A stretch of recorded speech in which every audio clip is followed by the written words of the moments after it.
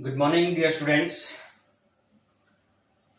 आज current electricity chapter के first chapter electric current and Ohm's law chapter में हम टॉपिक जो स्टडी करने जा रहे हैं that is the relation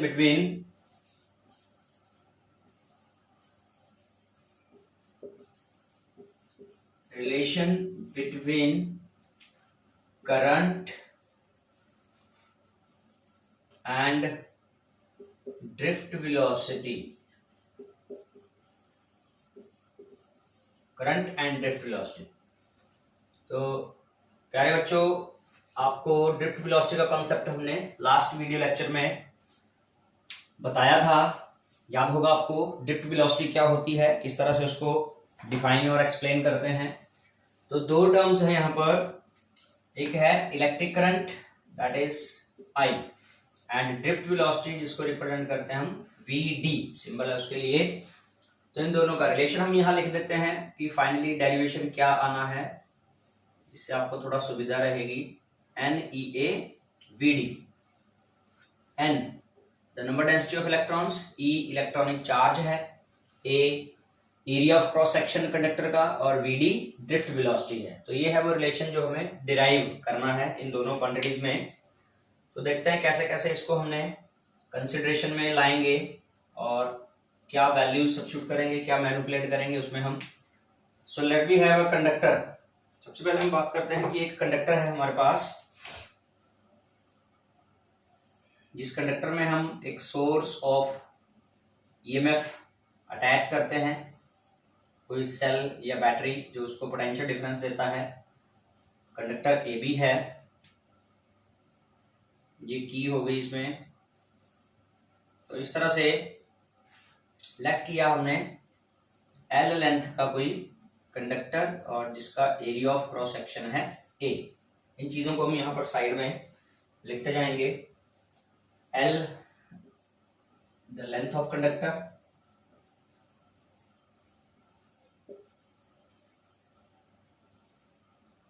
A the area of cross section of conductor.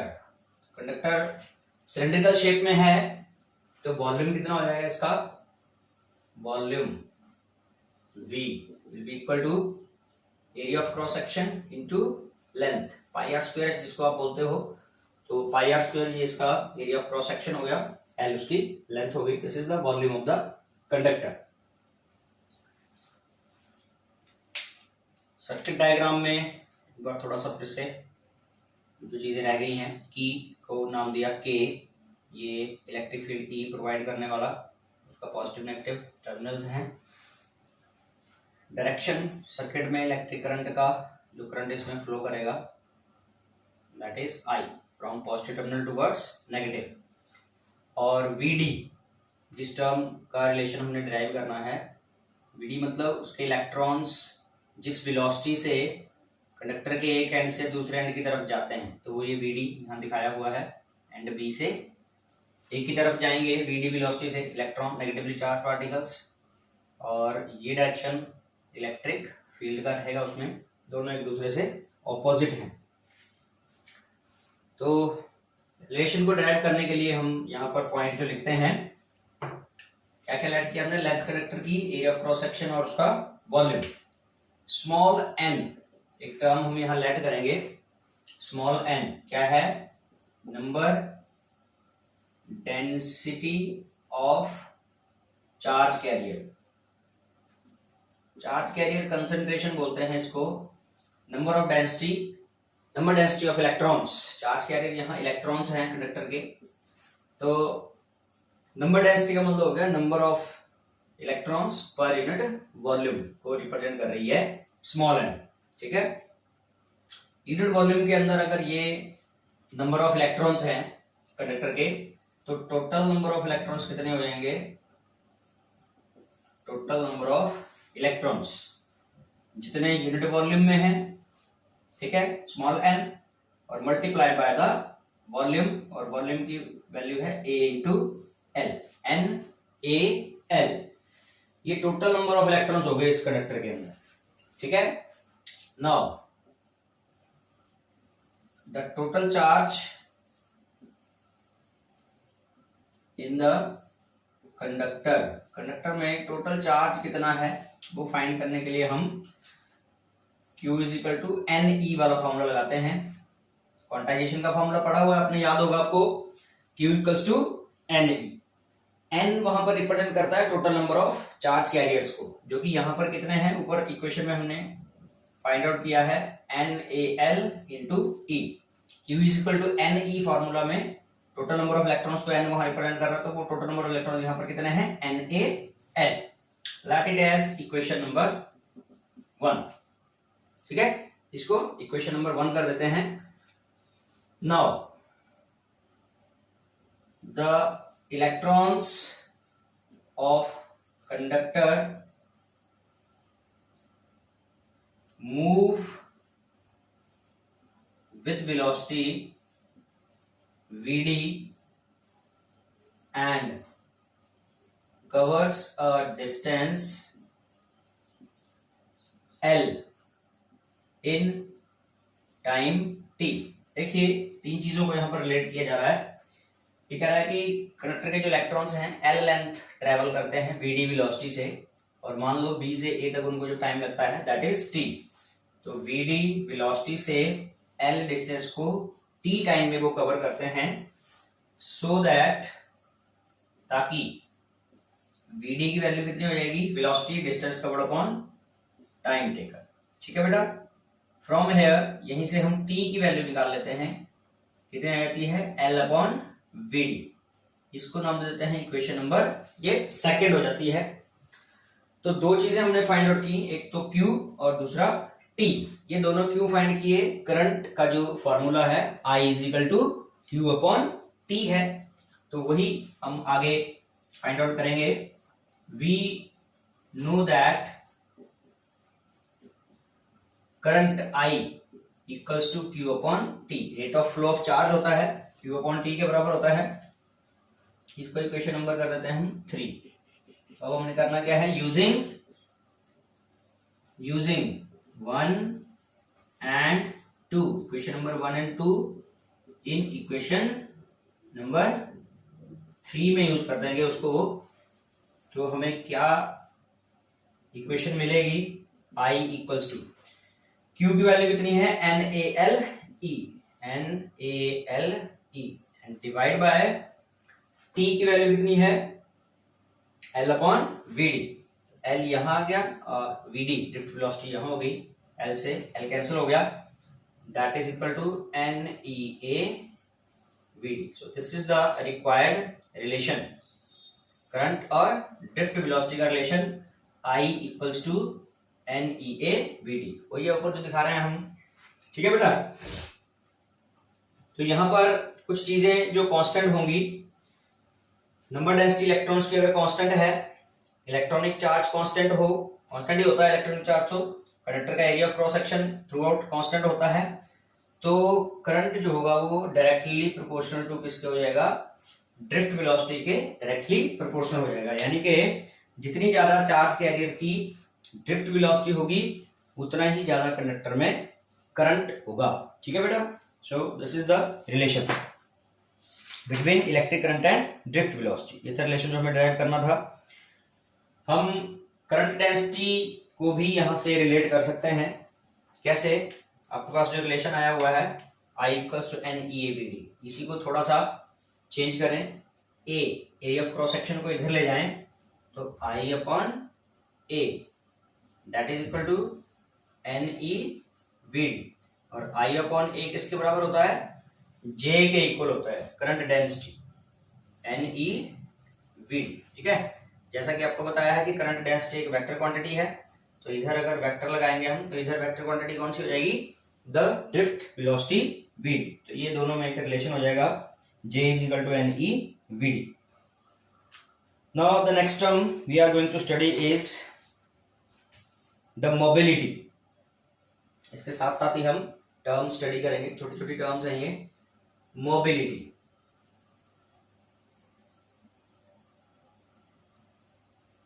Mobility क्या है,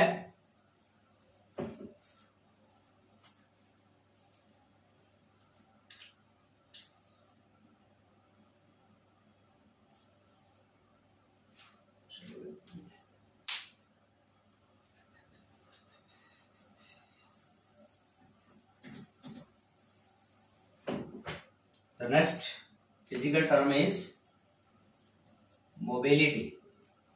मोबिलिटी मीन्स मूवमेंट, है ना, लेकिन हम इसको डेफिनेशन किन टर्म्स की फॉर्म में देते हैं। मोबिलिटी का सिंबल जो है वो है mu, we represent it as mu, and the definition is mobility of the charge carrier is equal to the drift velocity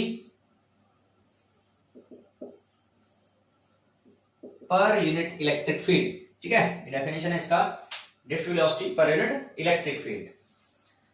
तो दोनों की वैल्यू पीछे हम फाइंड आउट कर चुके हैं, आपको याद होगा। ड्रिफ्ट वेलोसिटी का फॉर्मूला क्या होता है, small e capital E torque upon M.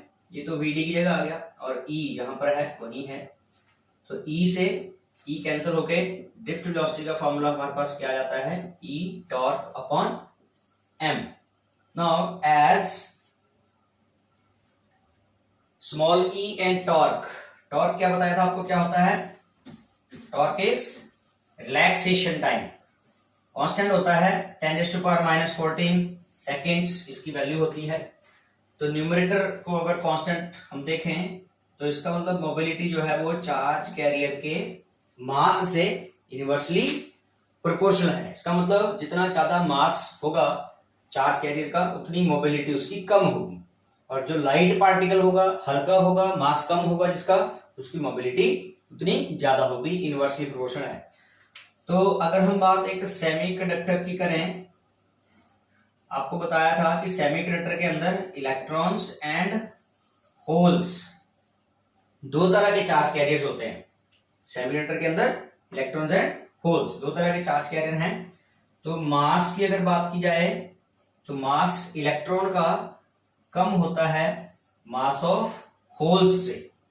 Holes is equivalent to proton, और प्रोटॉन का मास इलेक्ट्रॉन से ज्यादा होता है। ये हैवी पार्टिकल हो गए यहाँ पर, ठीक है, इलेक्ट्रॉन का मास कम है। तो इस बात से हम यहाँ पर अगर देखें तो इसका मतलब जो मोबिलिटी इलेक्ट्रॉन्स की है, जिसका मास कम है उसकी मोबिलिटी क्या बताई, इलेक्ट्रॉन की mobility inversely proportional to electron के मास की होगी, और होल की mobility inversely proportional to hole के मास की होगी। तो इलेक्ट्रॉन का मास कम है तो इलेक्ट्रॉन की mobility greater than the mobility of holes. ठीक है बेटा, so mu E greater than mu H. ये पॉइंट्स कुछ नोट करने वाले होंगे। जहां तक बात है ड्रिफ्ट वेलोसिटी की, अगर एसआई नोट की बात करें तो वेलोसिटी है तो मीटर पर सेकंड में होगा एसआई नोट उसका, ठीक है। और मोबिलिटी के यूनिट और डायमेंशनल फार्मूला को आप कैलकुलेट कर सकते हैं इस फार्मूला से ही, वीडी अपॉन ई से। वीडी का है मीटर पर सेकेंड, ठीक है। और इलेक्ट्रिक फील्ड का क्या होता है, वोल्ट पर मीटर, और एक होता है न्यूटन पर कूलम। दोनों तरीके से करके देख लेते हैं। ये मीटर ऊपर चला जाएगा, मीटर स्क्वायर वोल्ट का इनवर्स हो जाएगा पर वोल्ट पर सेकेंड, और मीटर पर सेकेंड के साथ अगर डिनोमिनेटर में न्यूटन पर कूलम रखा जाए इलेक्ट्रिक फील्ड का यूनिट, तो यही फॉर्मूला हमारे पास यूनिट जो बनेगा कूलम मीटर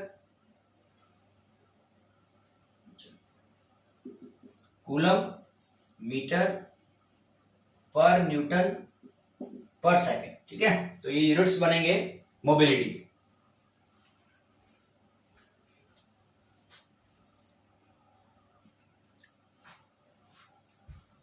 नेक्स्ट टॉपिक है हमारा बेटो ओम्स लॉ। 10th क्लास में भी आपने ओम्स लॉ पढ़ा हुआ है। क्या होता है ओम्स लॉ?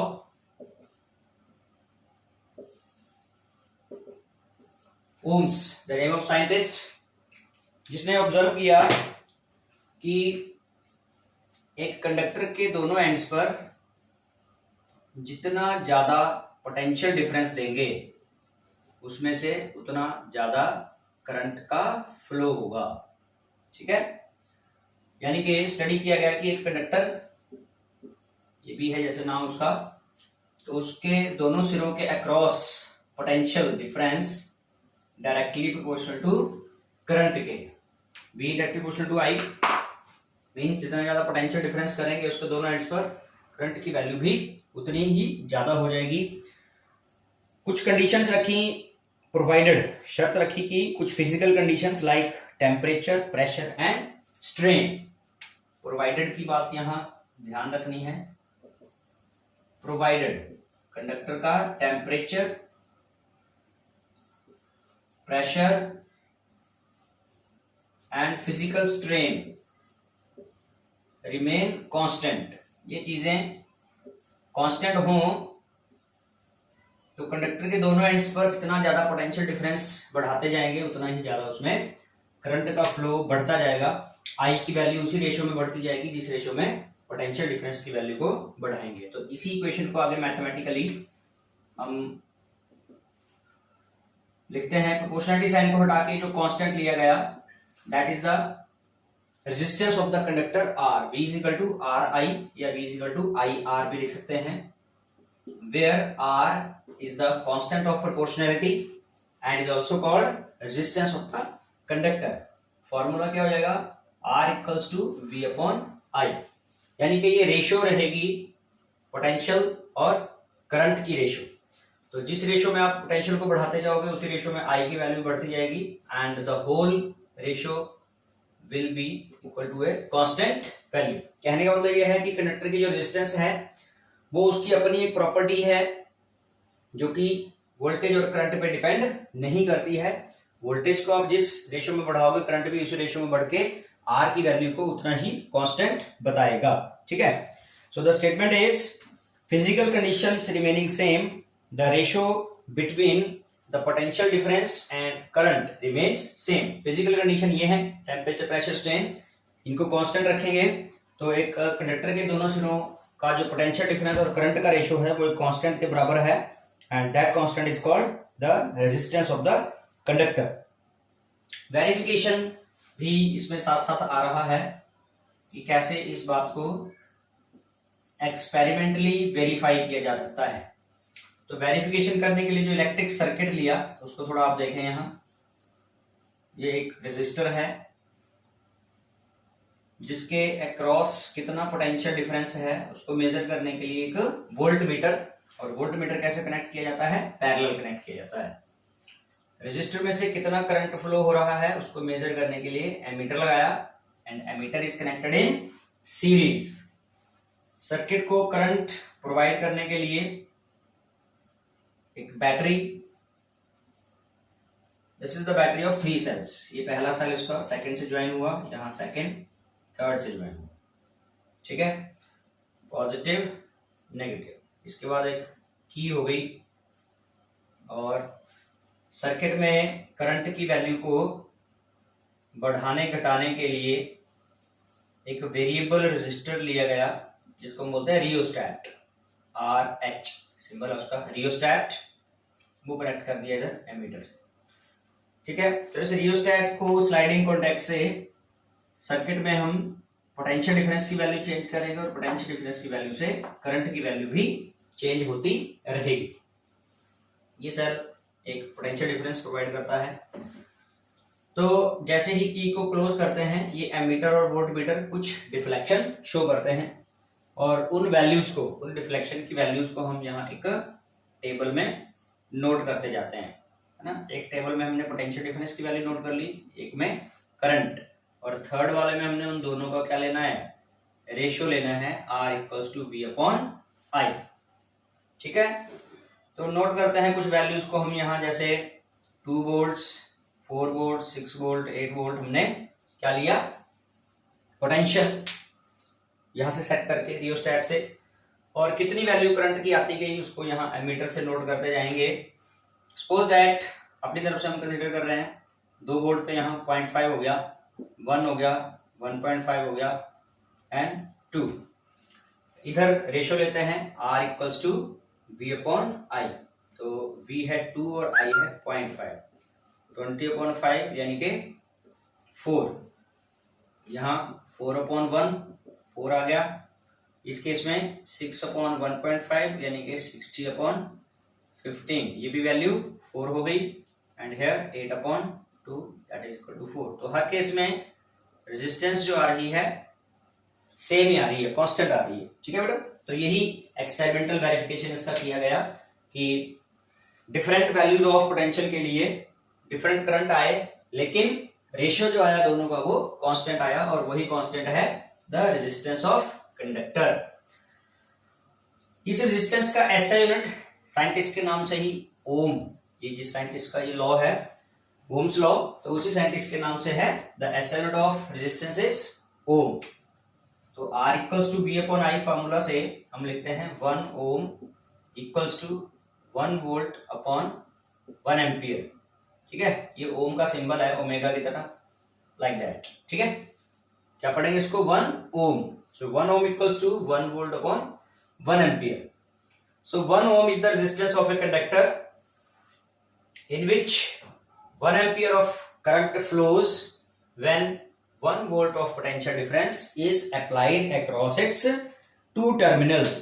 एक कंडक्टर के दोनों टर्मिनल्स पर 1 वोल्ट पोटेंशियल डिफरेंस देने से अगर उसमें 1 एम्पियर करंट फ्लो करता है तो इट मींस उस कंडक्टर की रेजिस्टेंस कितनी है, 1 ओम रेजिस्टेंस है उसकी। ठीक है, ये डेफिनेशन 1 ओम का। नाउ फर्दर हम यहां पर ग्राफ भी स्टडी करेंगे, पोटेंशियल डिफरेंस और करंट का ग्राफ, जिसको हम बोलते हैं VI कैरेक्टरिस्टिक्स। तो दोनों टर्म्स एक दूसरे पर डायरेक्टली डिपेंड हैं और सेम रेशियो में इंक्रीज हो रही है, जिस रेशियो में पोटेंशियल बढ़ता है उस रेशियो में करंट। तो इस वजह से जो ग्राफ है वो एक स्ट्रेट लाइन आता है, दिस इज VI कर्व। मान लो हम दो कंडक्टर्स के लिए ये ग्राफ प्लॉट कर रहे हैं, OA एक कंडक्टर के लिए है, OB दूसरे कंडक्टर के लिए है। तो हमें क्वेश्चन यहां पर ये है कि किस कंडक्टर की रेजिस्टेंस ज्यादा होगी। ठीक है, which one of these two conductor has more resistance. तो रेजिस्टेंस का जो डायरेक्ट यहां रिलेशन है वो स्लोप से है, slope of graph.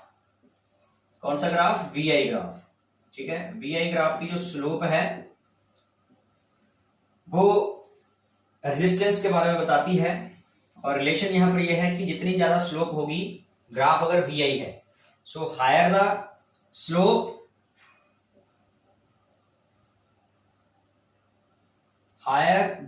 Of VI graph, larger will be the resistance। तो इसका मतलब इन दोनों ग्राफ में स्लोप ज्यादा किसकी है, OA कंडक्टर A की, तो इट मींस एक कंडक्टर की रेजिस्टेंस ज्यादा होगी। मान लो यही ग्राफ इस तरह से ड्रॉ किए जाते हैं कि आप पोटेंशियल को एक्स एक्सिस में ले लो और करंट को वाई एक्सिस में लेके कर रहे हो इसको। ठीक है, ग्राफ उसी तरह से हैं, OA OB स्ट्रेट वाले ग्राफ, स्ट्रेट लाइन। अब की बार जो ग्राफ है वो IV ग्राफ है, we call it as IV graph, है ना। तो इस केस में जिस कंडक्टर की स्लोप ज्यादा आ रही है उसकी रेजिस्टेंस कम हो जाएगी। ठीक है, ये पॉइंट थोड़ा ध्यान देने वाला है। सो यहां लिख दें हम higher the slope of IV graph, smaller will be the resistance. ठीक है बच्चों, तो ये चीजें थोड़ी ध्यान रखनी है आपने कि किस तरह से स्लोप से कंडक्टर की रेजिस्टेंस को आइडेंटिफाई करना है। ठीक है,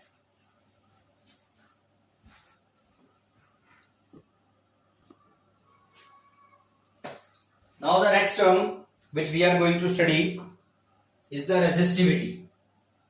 नेक्स्ट टर्म हमारी है क्या बेटा, रेजिस्टिविटी, जिसका दूसरा नाम स्पेसिफिक रेजिस्टेंस भी है। क्या है, स्पेसिफिक रेजिस्टेंस। तो इसका जो रिलेशन है वो रेजिस्टेंस से ही है। रेजिस्टेंस जो अभी अभी हमने स्टडी किया,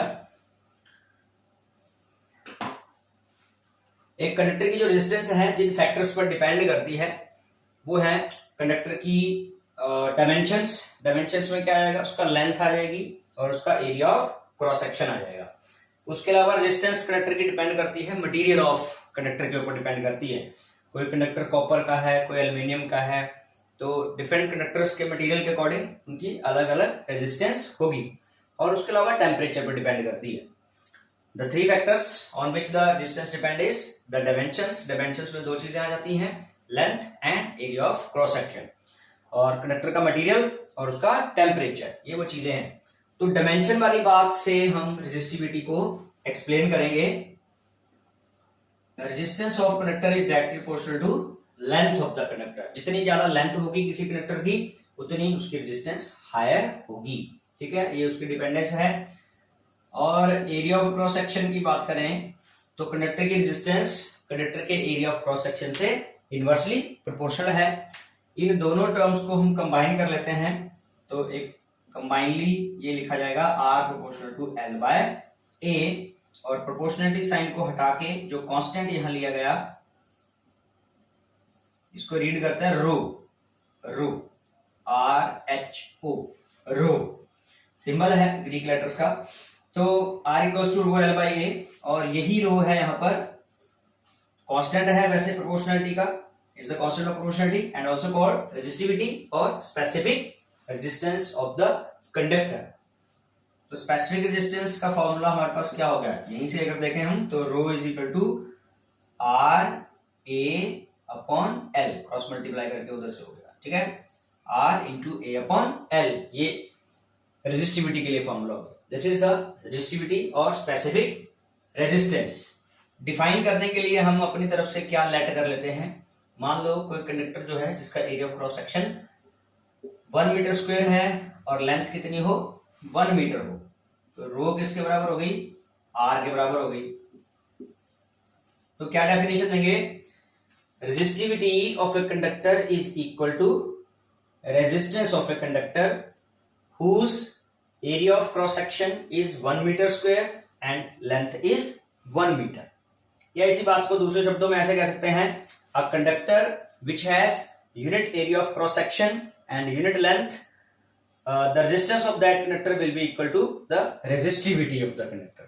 उस कंडक्टर की रेजिस्टेंस ही रेजिस्टिविटी होगी जिसकी यूनिट लेंथ है और unit area of cross section है। आगे अगर वो लेंथ में चेंज होता है, एरिया ऑफ क्रॉस सेक्शन में चेंज होता है, तो वो रेजिस्टेंस चेंज हो जाएगी लेकिन रेजिस्टिविटी उतनी ही रहेगी। डिफरेंस ये हो जाता है कि रेजिस्टिविटी ज्योमेट्रिकल प्रॉपर्टी नहीं है, resistivity is the property of material. यानी कि मटेरियल चेंज होगा तो रेजिस्टिविटी चेंज होगी, या फिर टेम्परेचर के चेंज होने से रेजिस्टिविटी चेंज होती है। ये दो फैक्टर हैं जिन पे रेजिस्टिविटी डिपेंड करती है। लेकिन रेजिस्टेंस इनके अलावा कंडक्टर के डायमेंशंस पे भी डिपेंड करती है।